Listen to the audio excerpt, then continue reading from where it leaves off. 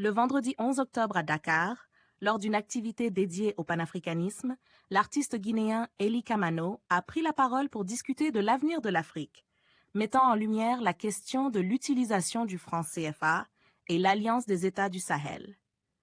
Originaire de Guékédou en Guinée forestière, Kamano, également écrivain et compositeur, a exprimé son engagement profond pour le panafricanisme et la souveraineté des nations africaines.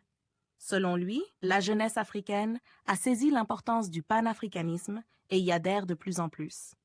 Eli Kamano a d'abord souligné un point crucial, l'utilisation du franc CFA, une monnaie qui, selon lui, représente une dépendance monétaire et une atteinte à la souveraineté des pays africains.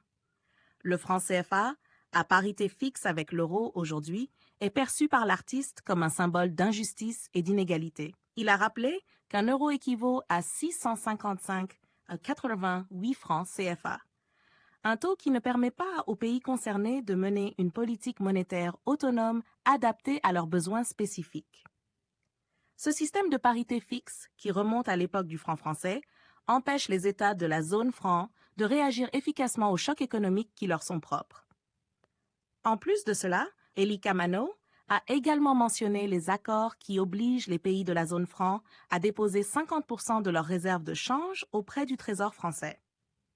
Ce mécanisme, selon lui, renforce la dépendance de ces nations vis-à-vis de la France et limite leur capacité à gérer de manière indépendante leur économie. L'artiste a également exprimé son soutien au chef de l'Alliance des États du Sahel, AES, qui regroupe des pays comme le Burkina Faso, le Mali et le Niger.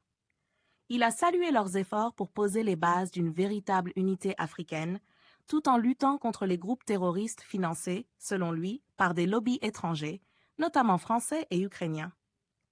Eli Kamano souhaite, à travers sa tournée panafricaine, encourager ces pays à poursuivre dans cette voie pour bâtir une Afrique plus forte et plus souveraine.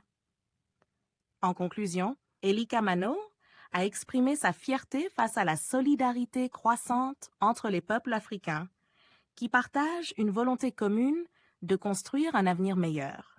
Son soutien indéfectible à l'AES fait de lui une source d'inspiration pour tous ceux qui luttent pour la souveraineté de l'Afrique et son développement. N'hésitez surtout pas à liker si vous avez trouvé ces informations utiles. Dites-nous ce que vous en pensez dans l'espace des commentaires et abonnez-vous à la chaîne pour ne rien rater de nos prochaines vidéos.